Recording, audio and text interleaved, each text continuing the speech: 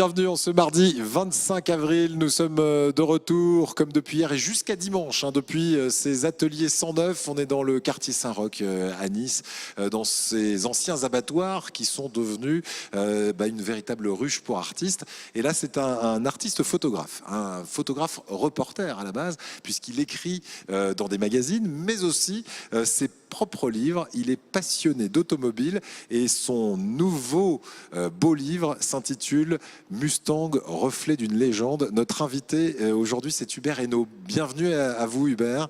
Vous allez tout nous expliquer de cette passion pour l'automobile qui vous anime, de cette passion aussi pour la photo.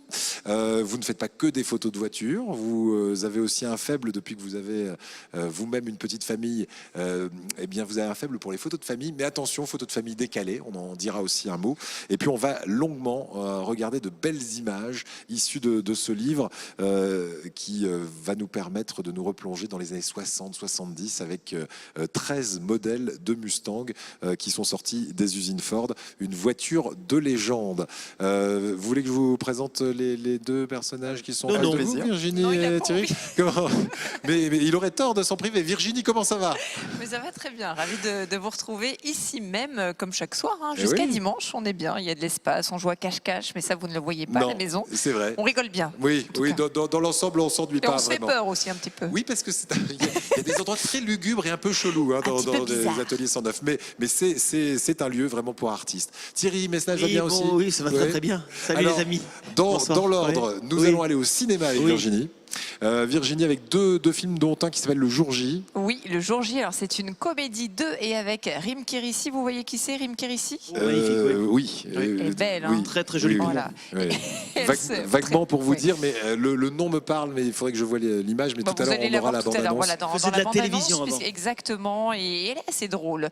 Et puis l'autre film, c'est Django avec Reda Kateb dans la peau donc de ce grand musicien Zigan, Django Reinhardt, bien sûr. Donc c'est un biopic et c'est mon coup de cœur de la semaine. Je vous en dis plus donc dans le courant de cette grande émission.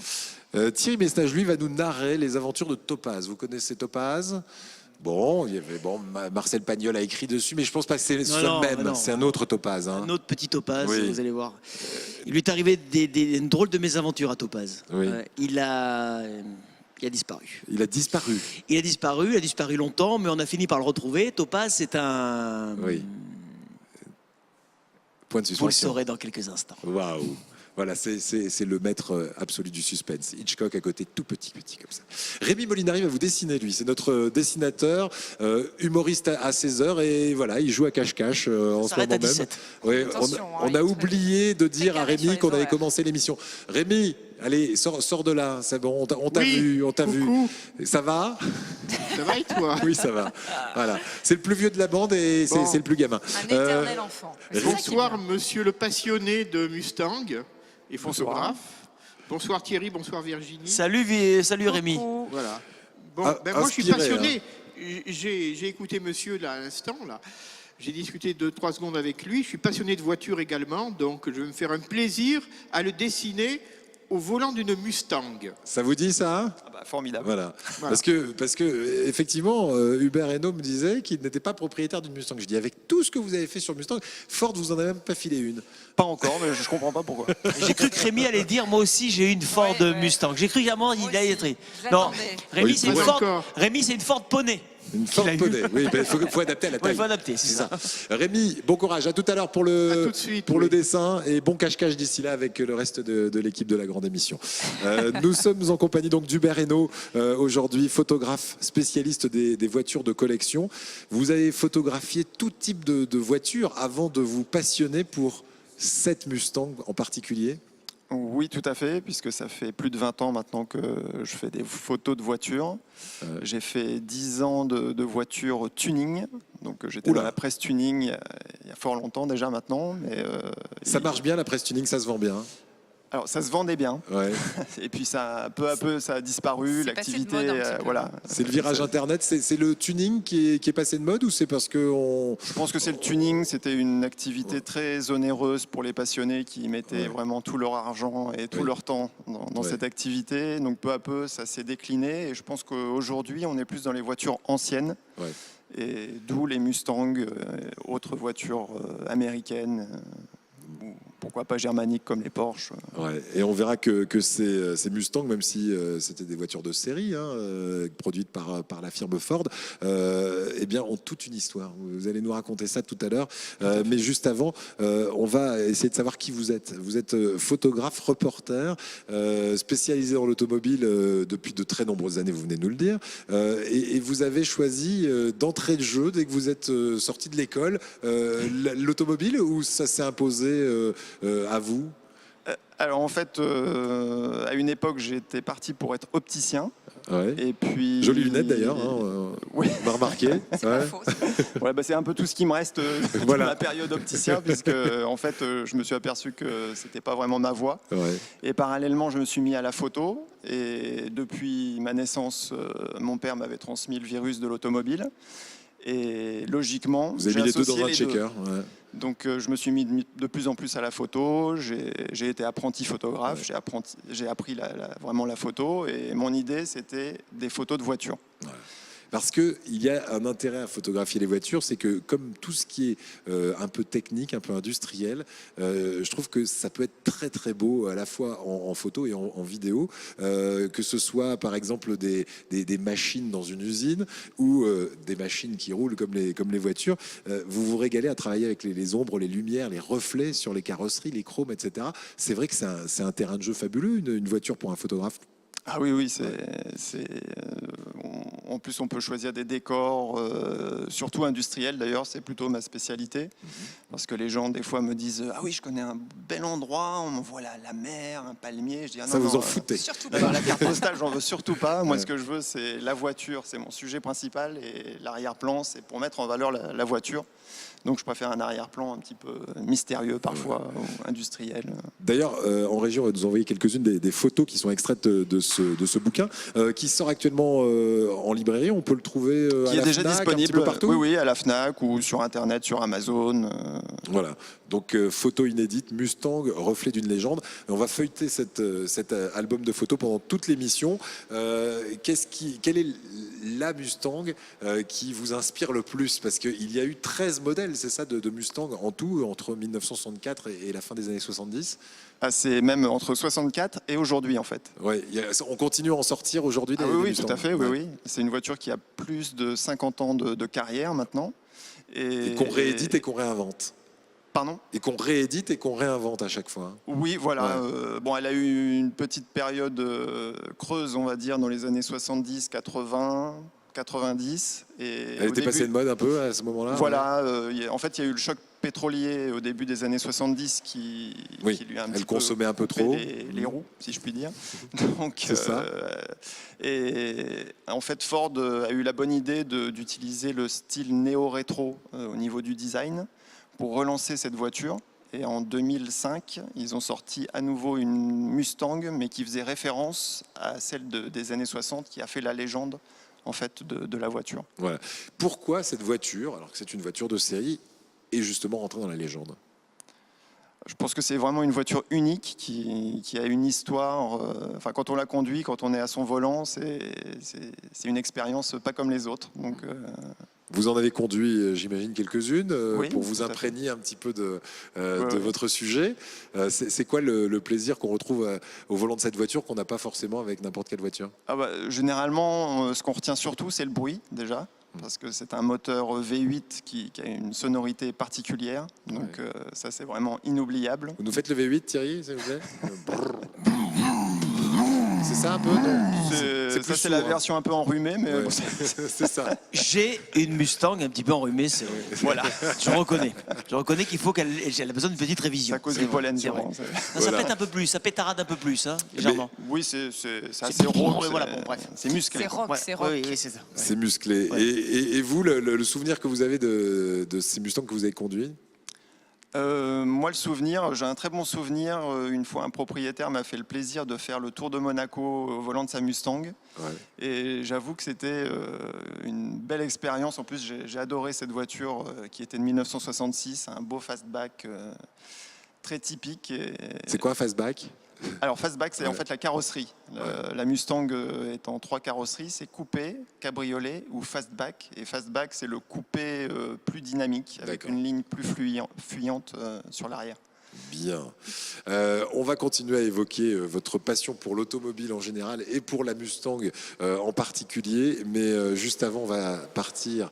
On va se garer sur un drive-in, par exemple. Ça le fait bien avec un Mustang pour aller voir deux films au cinéma.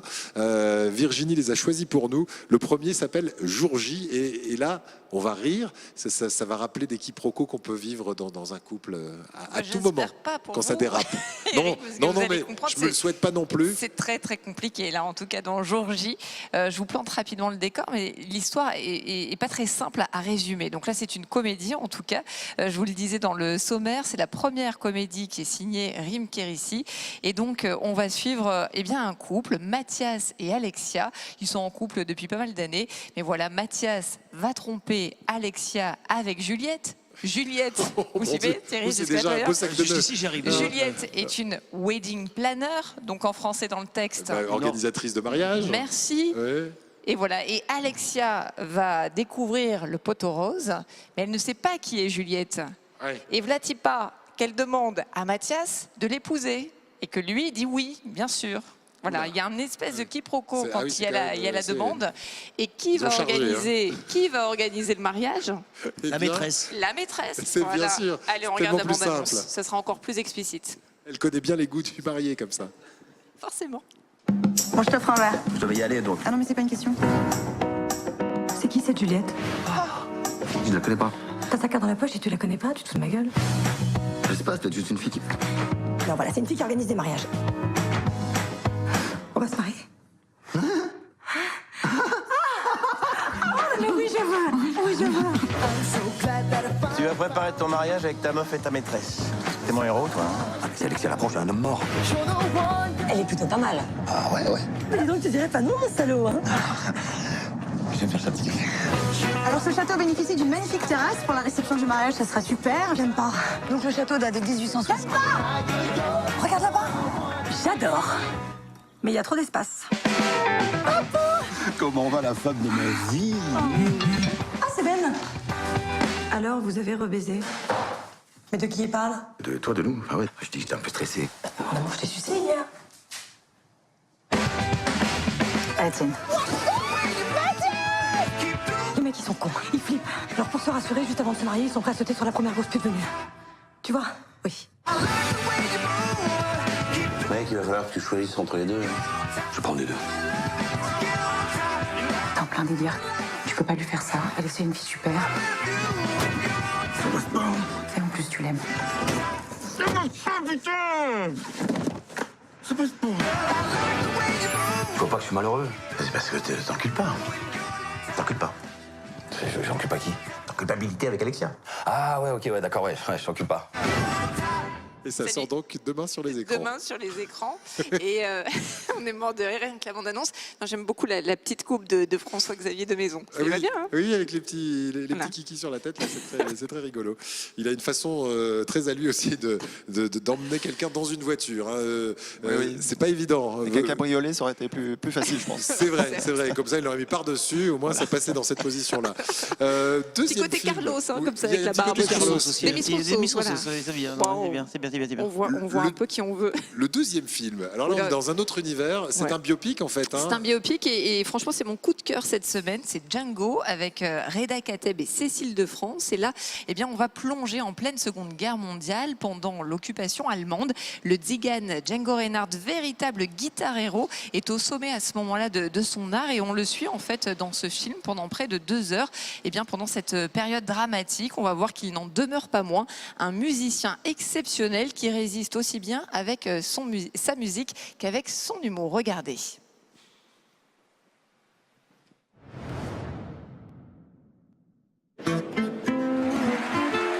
Je suis musicien, je joue de la musique, c'est ce que je sais faire le mieux.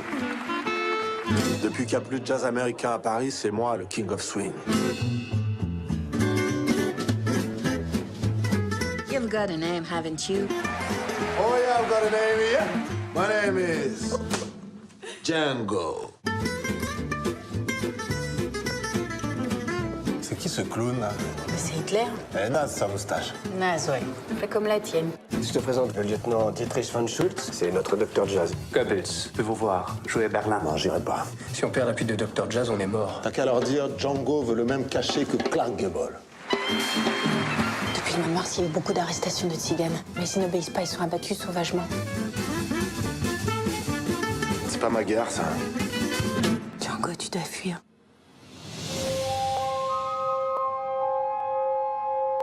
Ce qu'ils préparent dans l'ombre est abominable. Django est un musicien unique. Il n'a pas encore composé de très belles choses. C'est mon homme. Oubliez-le. Écoute comme c'est beau. Ça fait 2 mois que je poireaute ici. Tu devais nous faire passer en Suisse. Je suis là avec ma famille à attendre un signal pour passer. C'est jamais le bon moment. J'y crois plus à vos promesses. S'ils te capturent, ils te tueront. Vous connaissez la musique comme moi? Non.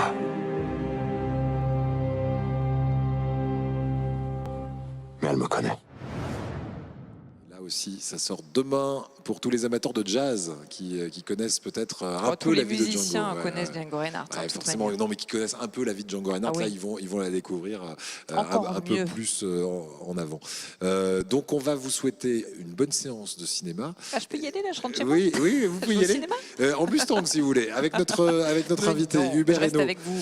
On va continuer à feuilleter ce livre. Dans un instant, on vous raconte l'histoire de Topaz, puisque Thierry nous racontera une belle ou peut-être pas belle histoire. Je vous raconte que des belles histoires. D'accord, de Topaz déjà, non? Vous saurez dans un instant qui est Topaz. Non, je vous le présenterai même. J'ai des photos. Il veut rien dire, le roi du suspense. Si vous voulez. Hubert Hainaut, on va rappeler que ce livre sort aux éditions. Alors, l'édition, c'est ETAI, c'est ça? ETAI. ETAI, et la collection, c'est Autofocus. C'est donc une collection sans doute prisée des amateurs de mécanique. Qui est votre lectorat là? Qui est visé par ce livre exactement? C'est assez large parce que aujourd'hui beaucoup de gens s'intéressent aux voitures comme la Mustang, plutôt les versions d'époque, mais les jeunes s'intéressent aussi à la version actuelle. Donc oui, donc l'éventail est large. Voilà. Ce qu'on retrouve à l'intérieur, il y a des données techniques, il y a le récit de chacun des modèles, son histoire, etc. Typiquement, vous avez une fiche par véhicule. On rappelle qu'il y a 13 modèles différents qui sont égrenés à l'intérieur du livre. Comment vous les traitez, chacun de ces modèles? En fait, sur 50 ans, l'avantage c'est qu'on a quand même de quoi parler, donc par génération. À chaque fois, je rappelle l'histoire de la génération de la Mustang en particulier. Vous la remettez dans son époque, c'est ça? Voilà, tout à fait. Je la resitue sur les Ouais. 50 ans, donc je la resitue un petit peu. Puis après, bon, il y a énormément de diversité entre chaque Mustang, donc techniquement, on peut rappeler à chaque fois les petites caractéristiques qui concernent chaque voiture. Ouais. Vous aviez déjà commis un livre, j'allais dire, qui rendait hommage aux voitures, mais aussi aux montres et automobiles. Ça, c'était en 2013, c'est ça, pour la sortie de ce livre-là? Oui, tout à fait. Il y a 4 ans. Qu'est-ce que c'était l'idée de départ de ce livre-là? Alors en fait, l'idée, c'était de faire le parallèle entre les montres et les voitures, tout simplement parce que j'avais constaté que beaucoup de montres étaient produites en fonction des voitures, avec même des partenariats parfois avec des constructeurs automobiles. Donc c'était intéressant de joindre voiture et montre sur un livre. Ouais, par exemple, à l'intérieur, il y a une McLaren en photo et en face la montre qui a été produite pour cette voiture. C'est-à-dire que vraiment, elle avait été produite en série limitée en fonction de cette voiture.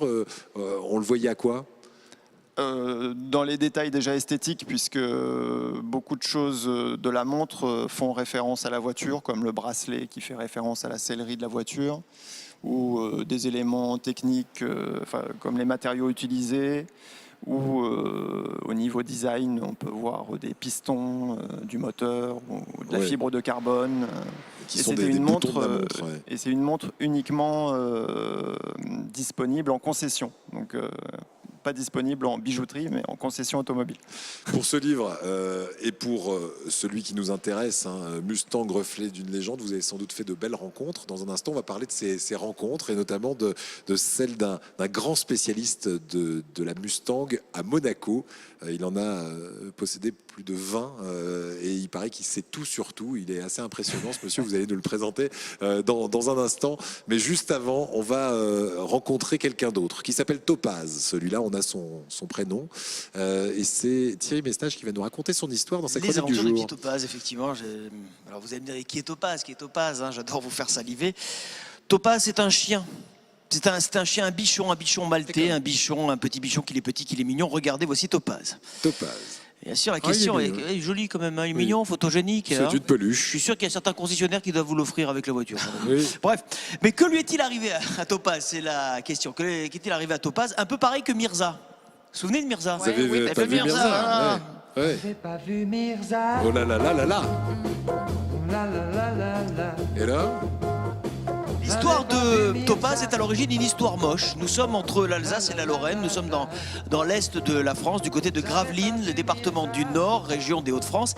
Et au cours d'une petite balade dominicale et familiale, ces maîtres l'ont perdu Topaz. Comme ça arrive malheureusement parfois. Mais ils ont fini par le retrouver, mais pas du jour au lendemain. Regardez, ça a pris quand même un petit peu plus de temps. 11 ans, Il a dû prendre un coup de vieux, longues Topaz, années à errer.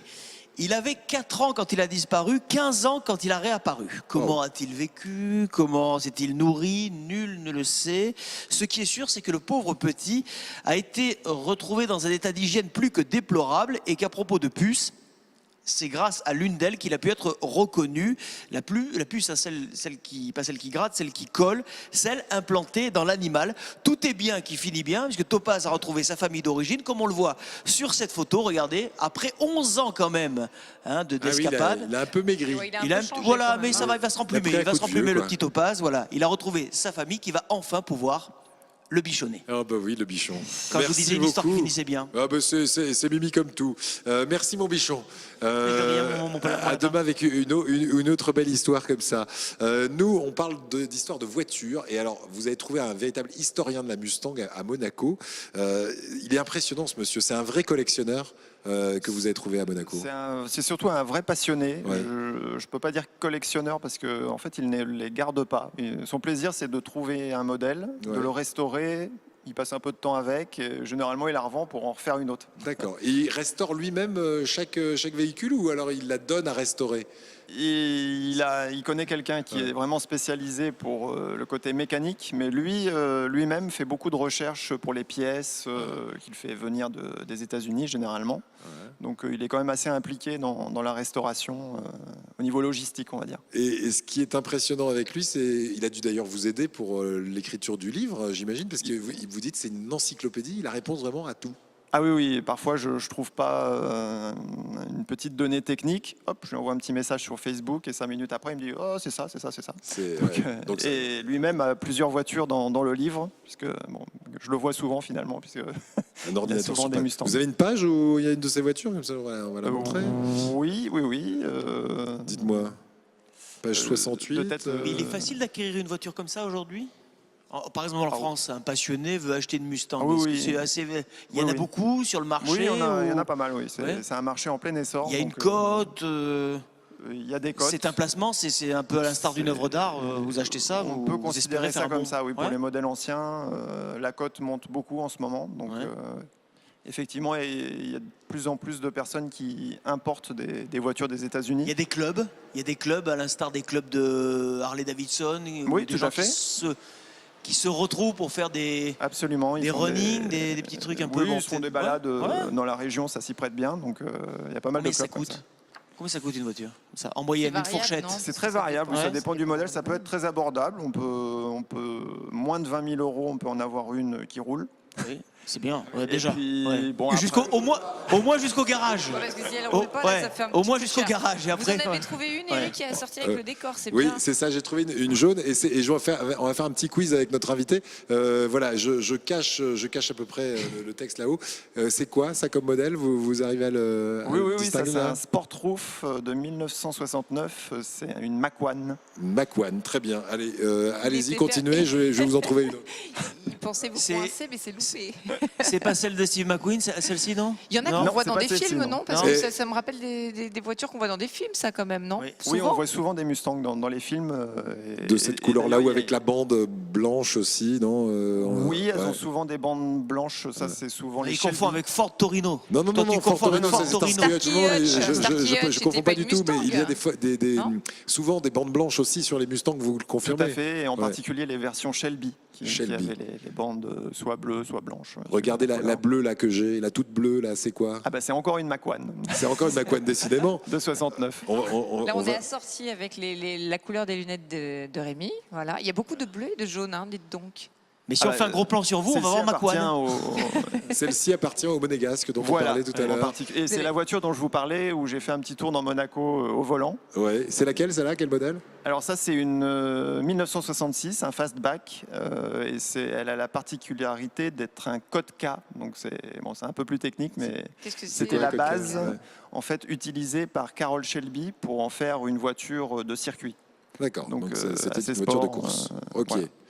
Parfait. Bon, bah, ça va. Le bouquin, le hein. quiz révèle que notre invité est effectivement l'auteur de ce livre, Hubert Hainaut, et c'est aux éditions. Alors, comment vous dites, été ou ETAI, édition ETAI. ETAI, et dans la collection Autofocus, on le trouve à la Fnac et un petit peu partout, j'imagine sur Amazon aussi. On va, avant de se quitter, évoquer l'un de vos passe-temps aussi, c'est la photo de famille. Vous m'avez dit que vous avez décidé de revisiter. De quelle manière, là aussi, vous mettez pas les enfants sur une plage avec un soleil, un cocotier Non, oui, ou un c'est palmier? pareil. En fait, j'utilise la même technique que les voitures. En fait, depuis que je suis père, Ouais. c'est-à-dire depuis 6 ans, je me suis aperçu qu'il y avait autre chose à photographier que des voitures. Ah, c'est bien. Oui, c'est, aussi c'est des bien, êtres humains. Vous évoluez bien. Donc je me suis mis à photographier beaucoup ma fille et mon entourage, la famille. Dès qu'ils voient les photos, ils veulent absolument des photos de leur propre famille, comme je l'ai fait. Ouais. Donc du coup, je me suis mis à proposer des photos aux familles. Mais effectivement, quand je leur donne rendez-vous, ça peut être dans un endroit comme ici, par exemple, zone industrielle. Ouais, friche. Ouais, Voilà. ça, c'est... Ou alors je leur dis 4h du matin à la pointe du Cap d'Antibes. Ah bon? Ouais.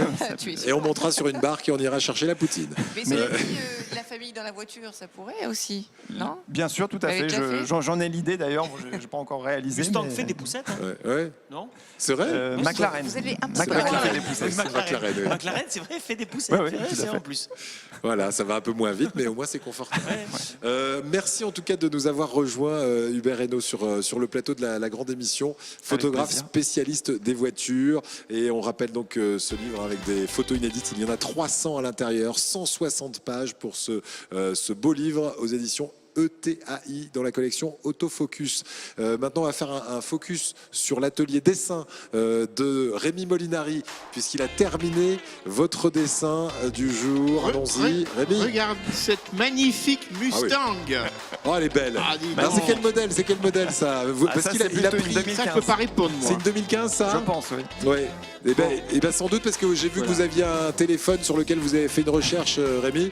Et Donc, alors- à mon avis, c'est alors, une les œuvre paroles récente. Alors, les paroles, c'est On se fait des langues en forme Mustang de Gainsbourg. Serge Gainsbourg. Alors qu'ils correspondent pas par rapport au générique que l'on entend en ce moment. Hein. Ah non, Et pas bon. vraiment. On se fait des. Pourquoi qu'est-ce qu'il a le générique? Il correspond pas à la musique. Ah non, À la bien sûr que musique. non. Bien sûr On que se fait non. des langues en forme On se fait Mustang. des langues en forme Mustang. Tu veux chanter, Rémi, pour finir ou pas?